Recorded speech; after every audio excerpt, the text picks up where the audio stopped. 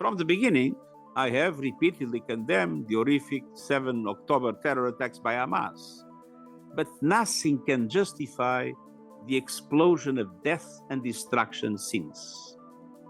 The scale and scope is beyond anything we have seen in recent times. I cannot explain the level of indifference and inaction we see by too many in the international community. The lack of compassion, the lack of truth, the lack of humanity. Our own heroic staff continue to serve in unimaginable conditions. Many are so numb and depleted that they say they feel neither dead nor alive. Children speaking of wanting to go to heaven because at least they say there is food there. We hold video calls with our own humanitarians who are starving before our eyes. And this is not just a humanitarian crisis, it's a moral crisis that challenges the global conscience. We will continue to speak out at every opportunity, but words don't feed hungry children. The United Nations stands ready to make the most of a possible ceasefire to dramatically scale up humanitarian operations across the Gaza Strip, as we successfully did during the previous pause in fighting. Our plans are ready and they are finalized. We know what works and we know what does not.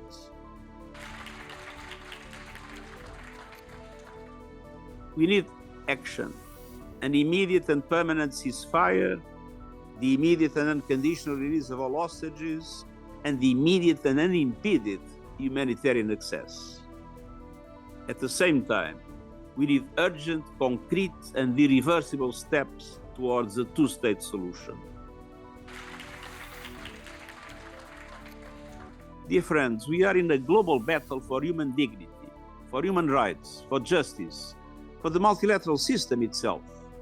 And Amnesty International is indispensable in that fight. So my central message to you today is this: the world needs you more than ever.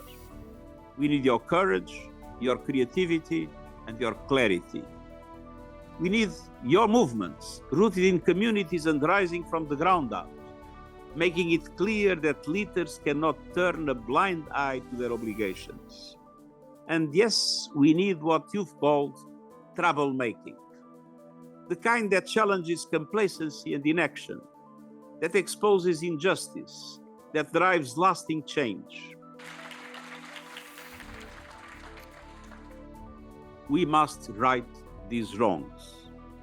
Many countries, we must recognize, stand firm with human rights. And we must push all countries to defend them consistently and universally, even or especially when inconvenient. We must urge them to protect and strengthen the international human rights system. And we must demand accountability for human rights violations without fear or favor. And insist that countries honor commitments in the Pact of the Future to protect civic space and uphold human rights and gender equality. We must also demand action to confront the flood of lies and hate polluting our digital spaces. And we need finance, real finance, for developing countries to cut emissions, adapt to climate shocks, and recover from loss and damage. We must push governments to provide the funds they have pledged, and explore new sources of finance, including putting an effective price on carbon and establishing solidarity levies on polluting sectors and industries.